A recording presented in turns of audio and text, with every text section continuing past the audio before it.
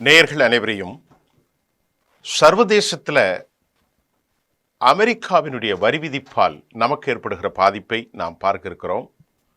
அடிமடியில் கை வைத்த அமெரிக்காவால் இந்தியாவிற்கு ஏற்படுகிற பிரச்சனை என்ன?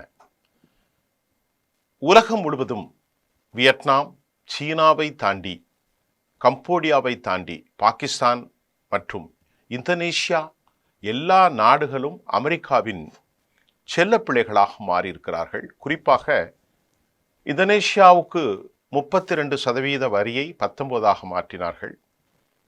வியட்நாமுக்கும் அப்படி, கம்போடியாவுக்கும் அப்படி, சீனாவுக்கு கூட 40% அவர்கள் குறைத்தார்கள். ஆனால் இந்தியாவுக்கு மட்டும் 50% வரியை விதித்திருக்கிறார்கள். அமெரிக்காவுக்கு இந்தியாவின் மீதும் பிரேசில் மீதும் அப்படி என்ன கோபம்? ஒரு நிலவரத்தை நாம் பார்க்க போகிறோம். அமெரிக்கா இந்த வரி விதிப்பால் ஆண்டிற்கு 87 பில்லியன் அளவிற்காக நாங்கள் 7.5 லட்சம் கோடிக்கு மேல் அமெரிக்காவுக்கு இந்திய சந்தைகளிலிருந்து மருந்து பொருட்களும், ஆபரண தங்கங்களும், ஜவுளி பொருட்களும், இன்னும் வைரம், வைடூரியம், எலக்ட்ரானிக்ஸ், திருப்பி கேட்டால் மொபைல் அக்சசரிஸ் எல்லாமே சென்று கொண்டிருக்கிற நேரத்தில் இந்த 7.5 லட்சம் கோடி ரூபாய் வியாபாரம் நிறுத்தப்பட்டால், அது 10 லட்சம் கோடி அளவிற்கு செல்லக்கூடிய அந்த வியாபாரம் நின்றுவிட்டால் இந்தியாவில் சிக்கல்கள் எழும் என்பதில் எந்த சந்தேகமும் இல்லை. அமெரிக்காவினுடைய இந்த விவகாரம் இந்தியாவினுடைய மாண்புகளையும் தொழில்நுட்பங்களையும் பாதிக்குமா? 0.2% தான் நாம் எக்ஸ்போர்ட் அமெரிக்காவை சரி செய்யலாம் என்றாலும் அமெரிக்காவின் இந்த அழுத்தத்தின் மூலம் இந்தியாவின் பெட்ரோல், டீசல் விலை உயரலாம் என்றும் கூறப்படுகிறது. வரி விதிப்பால் நேரடியாக பாதிப்பு இல்லை என்றாலும் டாலர் மதிப்பு உயர்வால் இந்திய இறக்குமதி செய்யப்படும் பொருள்களின் மீது உயர்வு பாதிப்பு இருக்கும் என்கின்றார்கள் பொருளாதார நிபுணர்கள். பொருளாதார நிபுணர்கள் என்ன சொல்கிறார்கள் என்று சொன்னால், மேலும் ஏற்றுமதியாளர்கள், நடுத்தர வர்க்கத்தினர் இந்த வரி விதிப்பால் பெரும் பாதிப்பை சந்திப்பார்கள். த ஃபாரெக்ஸ் ரிசர்வ் கேஸ் என்று சொல்வார்கள். அந்நிய செலவாணி கையிருப்பு நமக்கு ஒரு பெரும் தடையை ஏற்படுத்தலாம். இந்த விவகாரம் அமெரிக்க அதிபர் ஏதோ 50% உயர்த்திவிட்டால் அதனால் நாம் ஏதோ வியாபாரம் செய்வது மட்டும் அல்ல, இந்தியாவினுடைய மதிப்பீடு குறையக்கூடிய வாய்ப்பு இருக்கிறது சர்வதேச அளவில். அப்படி இந்தியாவினுடைய பணமதிப்பு குறைந்தால் நாம் இம்போர்ட் செய்கின்ற போது ஒரு டாலரை கொடுத்து வாங்கக்கூடிய பொருளை இனி $1.2 அல்லது $1.3, 1.3 என்கின்ற அளவிற்கு ஒரு யூனிட்டுக்கு அல்லது ஒரு கிலோவுக்கு அல்லது ஒரு கிராமுக்கு கொடுக்கின்ற போது கோடானு கோடிகளுக்கு நம்முடைய பணங்கள் மிக அதிகமாக இறக்குமதிக்கு கொடுக்கப்படும். அப்படி இறக்குமதிக்கு கொடுக்கின்ற போது லோக்கல்ல மக்கள் வாங்கும் திறன் பாதிக்கப்பட்டு ஒரு பெரும் நெருக்கடி இந்தியாவிற்குள் ஏற்படும் என்றும் சொல்லப்படும். இதன் விளைவுகளை நேரடியாக இந்தியாவினுடைய கன்சியூமர்ஸ், நுகர்வோர்கள் மட்டுமின்றி நம் நாட்டில் பெரும்பான்மையாக இருக்கக்கூடிய நடுத்தர வர்க்கத்தை பெரும் அளவில் பாதிக்கும் என்றும், குறிப்பாக பெட்ரோல், டீசல் விலை மற்றும் அதனுடைய சாத்தியக்கூறுகள் அதிகமாக இருப்பதால் இந்தியாவினுடைய இன்ஃப்ளேஷன் என்று சொல்லக்கூடிய பணவீக்கம் அதிகரிக்கும். பணவீக்கம் அதிகரித்தால் ஒரு 6%, 7% என்று சென்று விட்டால் பொருட்களின் விலை அதிகரித்துவிடும். அப்ப பொருட்களின் விலை அதிகரித்தால் வாங்கும் திறன் குறையும். வாங்கும் திறன் குறைந்து விட்டால் உற்பத்தி முடங்கி போகும். இதெல்லாம் பெரும் சிக்கல் என்கின்றார்கள் சர்வதேச அளவில் மட்டுமல்ல, இந்தியாவினுடைய ஆளுமை மிக்க பொருளாதார நிபுணர்கள். இந்தியாவை பொறுத்தவரை தனது வெளிநாட்டு வருவாயில் ஒரு மிக முக்கியமான பங்கு எக்ஸ்போர்ட். அது மட்டும் இல்லாமல் அமெரிக்கா இந்தியாவுக்கு மிகப்பெரிய வணிக சந்தையாக இருக்கிறது. அதை நாம் மறுக்க முடியாது. வணிக சந்தை என்றால் ஏதோ இங்கிருந்து பொருட்கள் மட்டுமல்ல, வேறுவித இதை தாண்டியும் நமக்கும் அவர்களுக்குமான தொடர்புகள் உண்டு. தற்போது இறக்குமதி செய்யப்படும் பொருட்களுக்கு 50% அமெரிக்க அதிபர் டொனால்ட் ட்ரம்ப் வந்திருப்பதன் மூலமாக நான் ஏற்கனவே சொன்ன ஃபாரெக்ஸ் ரிசர்வ் கேஸினுடைய அந்நிய செலவானினுடைய அளவு குறையும். 650 கோடி இப்போது நம் கையில் இருப்பு, இனி அதை மிகவும் குறையும். கச்சா எண்ணெய் இறக்குமதி நாம் செய்கிற போது எக்ஸ்பர்ட்ஸ் என்ன சொல்றாங்கன்னா, இப்போ $65 நாம் வாங்குறோம்.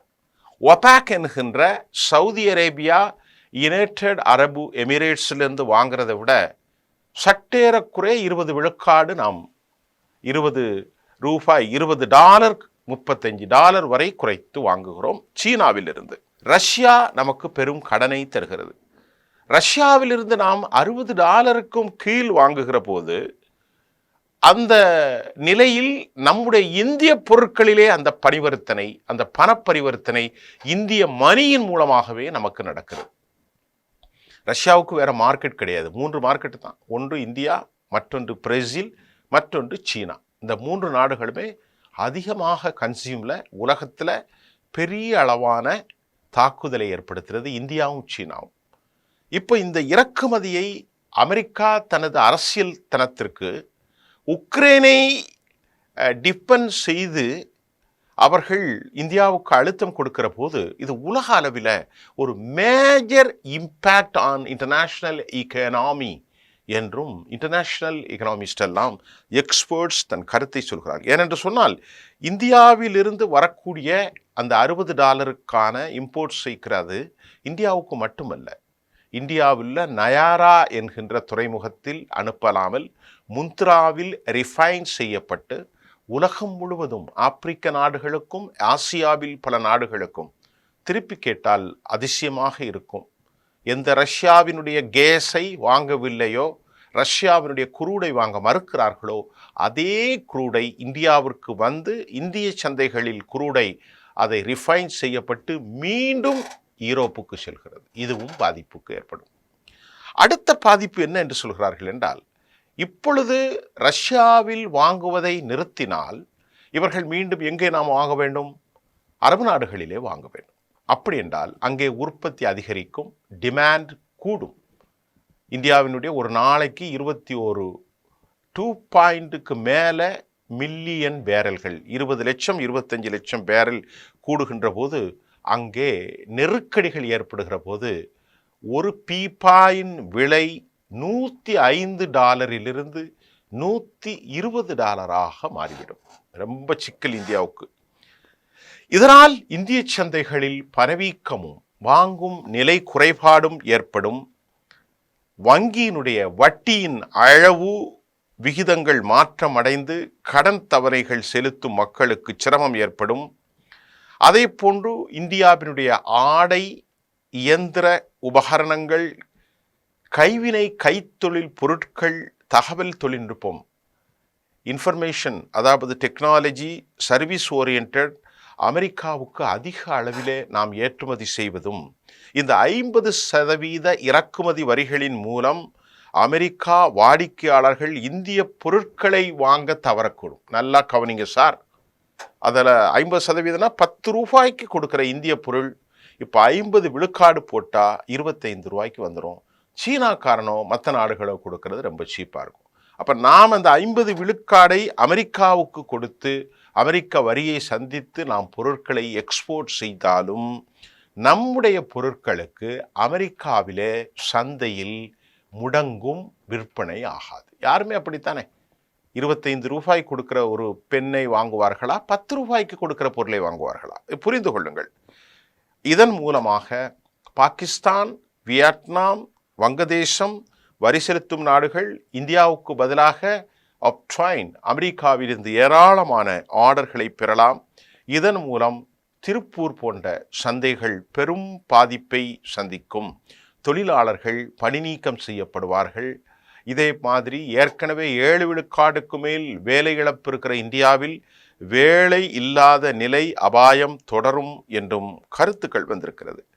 அமெரிக்காவின் இந்த வரி விதிப்பால் பெட்ரோல் டீசல் விலை உயர்வை மட்டும் உண்டாக்காது, ரூபாயினுடைய மதிப்பு குறைந்து இறக்குமதிக்கும் நமக்கு சிக்கல் ஏற்படும்.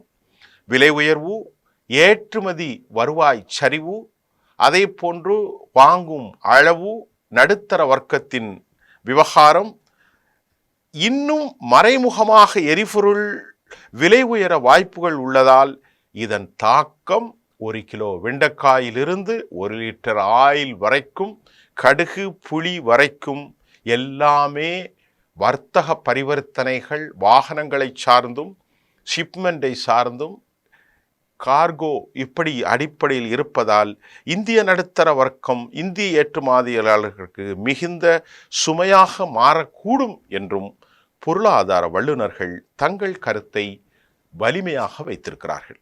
அடுத்து நாம இப்போ அமெரிக்காவுக்கு பணிந்துட்டோன்னு வைங்களேன்.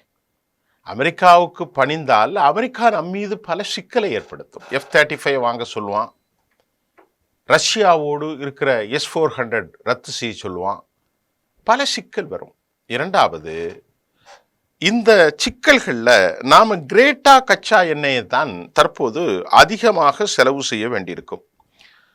ரஷ்யாவிடம் இருந்து நாம் வாங்குவது உடனடியாக நிறுத்தினால் இதனுடைய பாதிப்பு மத்திய கிழக்கு, மேற்காப்பிரிக்கா அல்லது அமெரிக்கா வளைகுடாக்களில் இருந்து கச்சா எண்ணெய் வாங்க வேண்டும். அந்த நாடுகள் ஏற்கனவே மற்ற நாடுகளுக்கு உற்பத்தி செய்து கொண்டிருக்கிற அச்சூழ்நிலையில் நாம் மீண்டும் உலகின் மிகப்பெரிய பயன்பாட்டாளர்களாகவும் பயன்படுத்துவோர்களாகவும் கன்சியூமர்ஸாக இருக்கிறதுனால இது கச்சா விலை உலக அளவிலே பெரும் பாதிப்புக்கு உள்ளாகும்.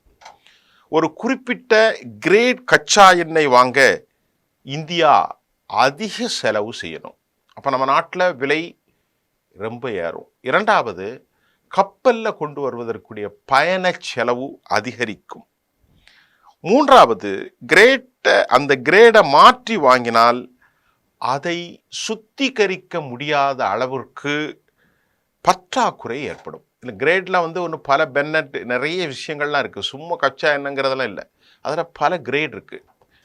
இந்தியா மட்டுமன்றி உலகமெங்கும் இந்தியாவினுடைய ரிஃபைன் நிறுத்தப்பட்டால் பாதிப்பு ஏற்படும். ஐரோப்பா கூட ஏற்றுமதி செய்யப்படுகிறது. ஆப்பிரிக்காலாம் சொன்னேன். 2023-24 ஆண்டு ஐரோப்பா டீசல் இறக்குமதியில் நல்லா கவனிங்க, நேட்டோ நாடுகள் இருக்கும் ஐரோப்பா டீசல் இறக்குமதியில் 15% இந்தியா வழங்கியிருக்கிறது. 15% நாம் தான் கொடுத்துருக்குறோம். அதை ரஷ்யாட்டேருந்து வாங்கி முந்த்ராவுக்கு கொண்டு வந்து ரிஃபைன் செய்து அனுப்பியிருக்கிறோம்.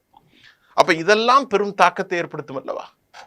இதையெல்லாம் தாண்டி இந்தியா ரஷ்ய எண்ணெயை நிறுத்திவிட்டால் ரஷ்யா தனது கச்சா எண்ணெய் சப்ளை குறைக்கும், சர்வதேச அளவில் பெரும் நெருக்கடிகள் ஏற்படும்.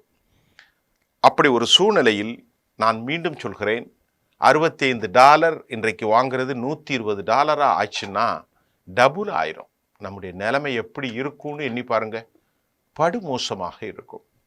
ஆக இப்பொழுது அமெரிக்க அதிபர் ஒரு கோமாளி என்றெல்லாம் நாம் தள்ளிவிட்டு செல்ல முடியாது. ஏனென்றால் பாதிப்பு இந்தியாவுக்குத்தான் என்றுதான் இப்பொழுது நான் சொன்ன இந்த 2 கட்டுரையினுடைய தமிழாக்கம் சொல்கிறது.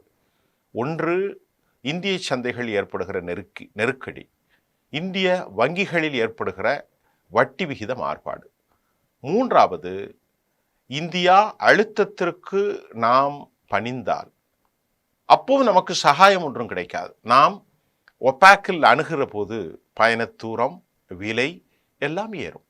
அப்படி ஏறுகின்ற போது நமக்கு இந்தியாவினுடைய நார்மல், அதாவது ஒரு சந்தையில் பயன்பாட்டாளராக இருக்கும் நடுத்தர மக்கள் ரெசஷன், மந்த நிலைக்கு உட்படுவார்கள்.